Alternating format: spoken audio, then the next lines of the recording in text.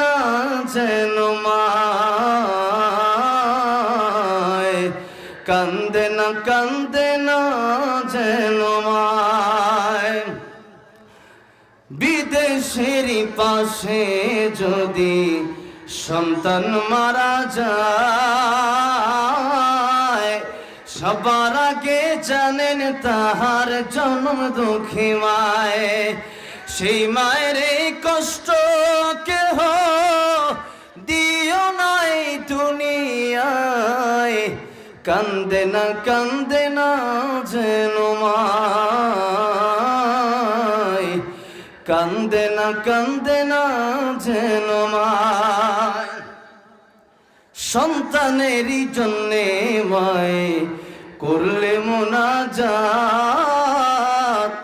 ফিরাতে পারেন না প্রভু মায়ের দুটি হাত। আল্লাহু আকবার।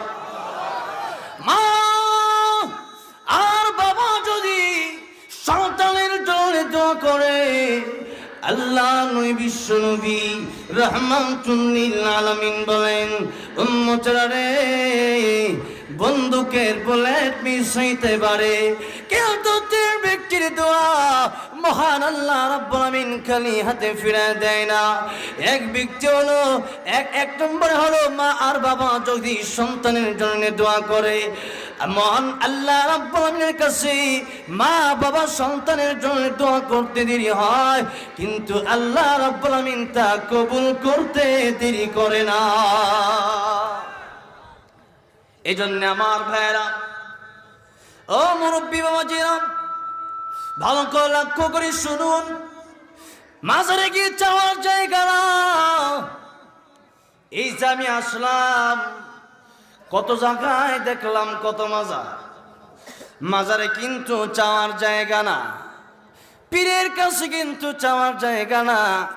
চাওয়ার জায়গা হলো এক জায়গায়, যিনি কে?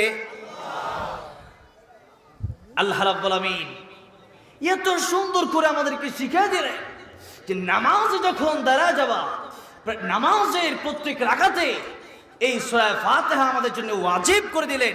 সূরা ফাতিহা ছাড়া নামাজ হচ্ছে না। সেই সূরা ফাতিহাতে আল্লাহ রাব্বুল আমিন শিখিয়ে দিলেন কেমনে চাইবা। আল্লাহ বলেন, ইয়াকা না'বুদু ওয়া ইয়াকা নাস্তাঈন।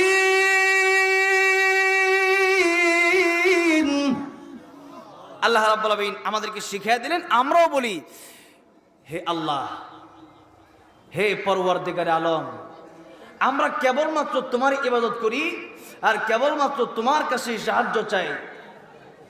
এই যে আমরা বললাম, এরপরেও যদি আল্লাহ বলেন লা তুশরিকু বিহি শাইআ, যে তোমরা আমি আল্লাহকে ছাড়া কারো ইবাদত করবা না, কারো কাছে চাওয়া যাবে না, শিরিক করা যাবে। যারা কবরে চায়, আমি তাদেরকে একটা প্রশ্ন করতে চাই। আমি তো 1 মাস হলো মাত্র আমি মক্কা মদিনা থেকে এসেছি, রাসূলুল্লাহ সাল্লাল্লাহু আলাইহি সাল্লামের রওজায়ে আতহার আমি জিয়ারত করে এসেছি।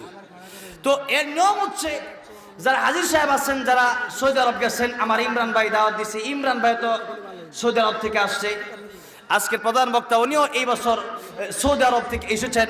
তো এই যারা হাজী সাহেব যারা আছেন, তারা জানে যে যখন রাসূলুল্লাহ সাল্লাল্লাহু আলাইহি সাল্লামের রওজা আতহারে একদিক দিয়ে প্রবেশ করার নিয়ম, আরেক দিক দিয়ে বের হওয়ার নিয়ম। তো একদিক দিয়ে আমরা প্রবেশ করলাম,